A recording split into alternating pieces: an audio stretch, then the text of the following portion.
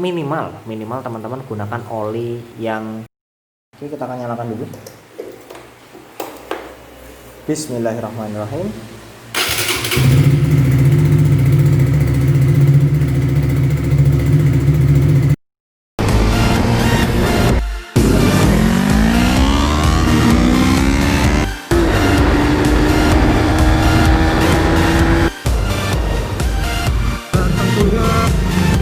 Ini adalah jalan terusan ya, yang arah ke sana itu ke. Oke, bismillahirrahmanirrahim. Assalamualaikum warahmatullahi wabarakatuh. Kembali lagi di channel Jili Pro Motovlog. Mantap. Ya, pada video kali ini adalah video tutorial lagi. Nah, karena ini berbunyi tutorial, maka saya membuat sebuah segmen baru di channel ini bernama segmen kondur, yaitu konten dari rumah. Ciao. Ya, ini mungkin video kondur pertama ya, atau konten dari rumah pertama, karena sebelumnya belum kepikiran untuk bikin segmen ini. Nah, pada video kali ini sesuai di judul, saya akan membagikan tips dan trik buat teman-teman semua yang mau melakukan penggantian sesuai di judul, yaitu oli mesin di motor Honda Supra GT-R ini. Nah, yang perlu diperhatikan pertama adalah teman-teman harus punya motornya terlebih dahulu, ataupun harus ada motornya. Kalau misalnya nggak ada motornya, ya nggak bisa buat ganti oli. Oke, bercanda. Ya, yang pertama-tama ya pastinya punya motornya dulu ya, atau ada motornya buat melakukan penggantian oli. Yang kedua adalah teman-teman harus siapkan beberapa tool ya. Tool yang pertama adalah ini, baskom sebagai nanti tempat wadah oli bekasnya, itu yang pertama. Yang kedua adalah kunci ring ya. Kalau saya pasti prefer menggunakan kunci ring ini merek Tekiro, dan pastikan menggunakan kunci yang bagus ataupun kunci yang proper. Yang kedua, yang ketiga adalah torong untuk nanti menyuntek ataupun menuangkan oli ke mesin, dan bahan utamanya adalah oli ini, oli mesin kita. Nah, untuk oli ini sudah saya buka ya segelnya di sini. Bukan berarti ini oli bekas ya, nih cuma saya buka tutupnya aja biar lebih mempercepat saja, nanti tinggal nojos aja di sini gitu ya. Oke, nah untuk tips dan trik saya akan sedikit sharing ya. Yang pertama, tips pertama dalam melakukan penggantian oli, pastikan teman-teman punya kunci yang memang itu proper, ataupun punya kunci yang memang benar-benar nggak rusak sini dratnya atau ulirannya itu nggak rusak. Lah, misalnya punyanya yang agak rusak gimana bang? Yo jangan. Kenapa? Nanti bisa ngerusak bautnya. Oke, itu tips yang pertama. Tips yang kedua, nah pastikan selalu gunakan oli mesin yang sesuai dengan spesifikasi teknis dari pabrikan motor teman-teman semua. Nah, karena kebetulan Supra GT-R ini dari pabrikan itu menggunakan oli dengan spek ini, size 10W30SL, dan sertifikasinya adalah JASO MA. Pastikan minimal teman-teman gunakan oli yang sertifikasinya minimal sesuai dengan pabrik.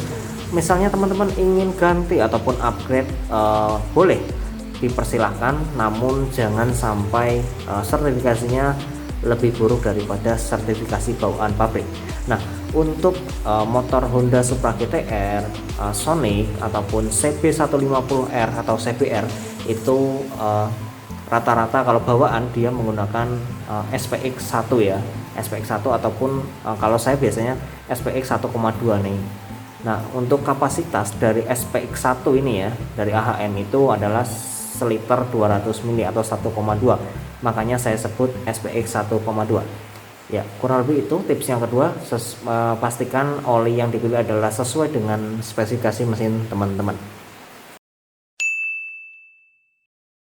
Tips yang ketiga, nah yang ketiga ini sebenarnya cukup mudah ya, namun kadang beberapa kali disepelekan oleh beberapa bengkel ataupun teman-teman yang memang ibaratnya kesusu ya, ataupun memang keburu. Nah, tips yang ketiga dalam melakukan penggantian oli, pastikan kondisi mesin dalam keadaan yang dingin atau tidak dalam keadaan hangat ataupun panas ya. Kalau panas jangan. Nah, kenapa demikian? Karena Kalau besi, sifat dari besi adalah apabila terkena panas dia akan memuai. Nah, drat dari baut itu apabila dia dalam kondisi panas pasti dia akan memuai. Makanya apabila dikencangi dalam kondisi panas maka bisa berpengaruh ya, atau berefek atau berimbas itu nantinya bisa dol apabila sering dilakukan seperti itu. Makanya pastikan apabila teman-teman ingin ganti oli, pastikan mesin dalam kondisi yang dingin. Oh ya teman-teman, lupa satu tool lagi yang memang dibutuhkan di video kali ini dalam pengendalian oli. Pastikan teman-teman punya tang ya. Nah, tang itu untuk apa? Tang itu nantinya untuk membuka ini ya, membuka ini nih. Nah, tutup oli yang ada di mesin gitu ya. Jadi toolnya itu tambah. Yang pertama adalah baskom buat wadah oli bekas, kedua kunci pas, ketiga torong ataupun corong ya, dan yang keempat adalah tang gitu ya. Oke, sip. Nah, sekarang kita akan lanjut untuk melakukan penggantian oli di Honda Supra GTR ini. Oke, simak terus video ini. Nah, yang pertama pastikan baskomnya ditaruh di bawah ya, di bawah sini. Jangan ditaruh di sini, nanti nggak bisa. Baskom taruh di bawah, lalu kita akan buka menggunakan kunci pas, kunci ring ya, kunci ring 16.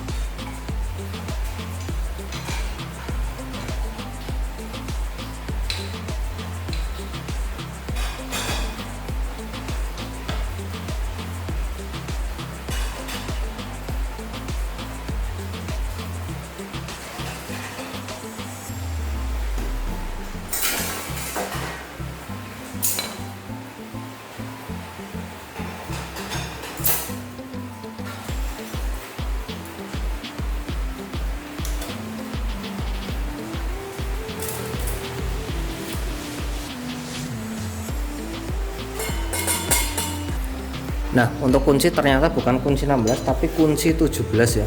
Nih, kunci 17. Nah, ini pas banget. Kalau kunci 16 dia masih nggak masuk ya. Dan bisa disimak itu olinya memang udah bener-bener hitam banget ya. Tak zoom ya. Oke, zoom sedikit, isora.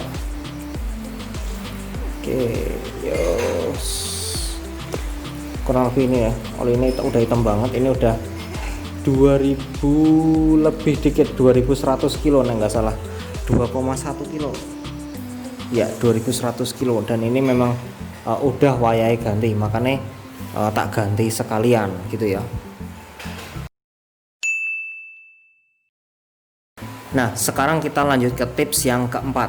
Nah, tips yang keempat ini sebenarnya tergantung teman-teman sabar atau enggak. Kalau misalnya teman-teman mau bener-bener ganti oli dan ibaratnya nguras oli ini bener-bener bersih atau bener-bener sampai nggak ada oli di rumah ya. Kan kalau di rumah itu nggak semuanya punya kompresor angin. Nah teman-teman kalau misalnya sabar bisa teman-teman tunggu sampai di sini tuh nggak netes lagi. Namun memang butuh waktu cukup lama, sekitar 5-10 menit sampai ini nggak netes. Nah misalnya teman-teman punya kompresor, itu bisa disiasati dengan cara ini, dibuka lalu didamu ataupun disemprot dari atas, maka oli akan secara otomatis akan turun ke sana. Jadi karena aku nggak punya kompresor makanya tinggal ditunggu aja. Oke, setelah dirasa udah nggak netes lagi dan udah benar-benar tuntas ya, itu teman-teman bisa isi oli kembali. Nah sebelum isi oli kembali, ini ada tips yang kelima. Nah tips yang kelima ini sebenarnya gampang-gampang susah ya. Tips yang kelima sebelum isi tentunya teman-teman harus nutup ini dulu. Nah untuk tipsnya yaitu dalam melakukan penutupan baut bawah ini harus dirasakan pelan-pelan ya, nggak bisa langsung kencang-kencang, harus pelan-pelan dan dirasakan. Kalau misalnya waktu ngemur atau masukin baut ini kok dirasa ganjil tapi belum masuk semua ataupun seret, jangan dipaksakan. Ingat, jangan dipaksakan, tapi harus dilepas kembali dan dipaskan kembali bautannya perlahan-lahan sampai benar-benar ulir atau drat ini semuanya masuk ke dalam blok mesin ya, atau bak mesinnya. Jadi pastikan jangan pakai kunci kalau memang belum masuk semua. Oke, kita akan langsung lanjut ke pemasangan.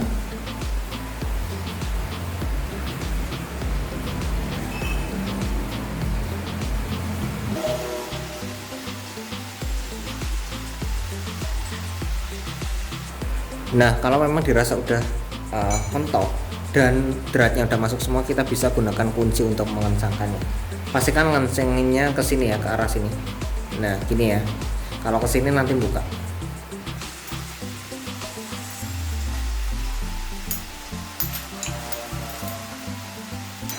Oke, setelah itu kita akan lanjut untuk bagian pembukaan atau pengisian oli.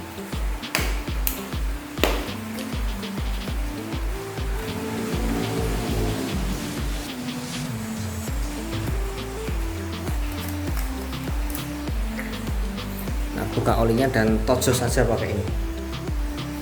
Kalau pakai kunci bisa, kunci ben pesik.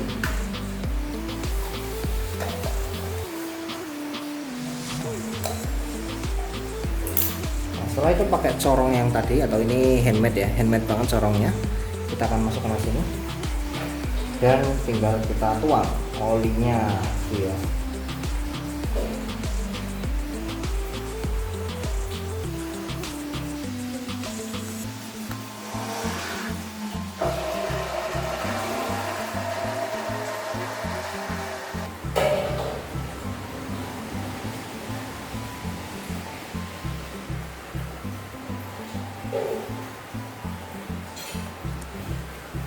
Oke, setelah dirasa cukup dan sudah sampai tetes terakhir, kita bisa angkat ini corongnya ya.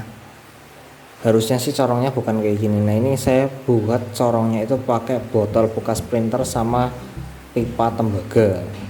Kalau misalnya teman-teman mau buat, silahkan, bahannya itu tadi ya, botol bekas printer sama pipa tembaga, itu bisa dimanfaatkan. Pastinya pipanya yang pas, jangan yang terlalu besar ataupun yang terlalu kecil ya. Setelah dirasa cukup, kita todoskan aja ke sini, ben kayak gini ya. Setelah itu apa? Setelah itu kita akan coba lap dulu sedikit dan kita tutup.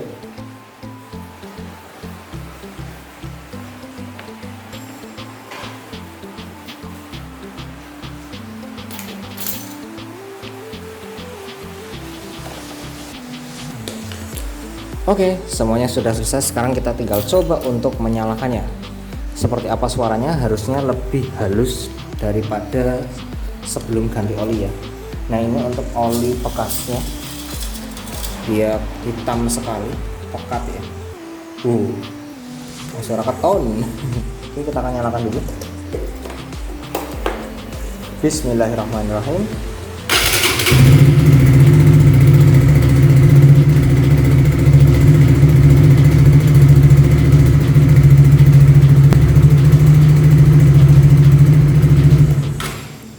Oke, saya rasa cukup ya untuk dipanas ini atau untuk nyoba running dari setelah ganti oli. Tentunya pastinya itu mesin akan lebih halus daripada sebelum ganti oli. Karena kalau misalnya teman-teman lihat ya di sini, itu olinya benar-benar kotor dan hitam, ini hitam pekat. Nah, ini adalah kondisi oli yang memang harus atau sudah waktunya diganti tuh seperti ini. Cara ngeceknya itu bisa teman-teman cek lewat situ dan pakai tisu ya, diolesin ke tisu. Kalau memang udah hitam banget ya harusnya ganti. Oke, kurang lebih seperti itu untuk video kali ini, tips dan trik dalam melakukan penggantian oli pribadi di Honda Supra GTR 150. Mantap. Oke, yes, untuk video kurang lebih seperti itu. Kurang lebihnya mohon maaf. Terima kasih sudah menonton. Jangan lupa klik like apabila teman-teman suka video tutorial motovlog seperti ini. Komen di bawah dan tentunya subscribe ke channel GT Pro Motovlog apabila teman-teman support terus channel ini agar selalu bisa dapatkan terus membagikan informasi buat teman-teman semua. Akhir kata, sampai jumpa di vlog atau video selanjutnya. See you, bye bye. Rodok kotor luah ya. Boom. Alon-alon.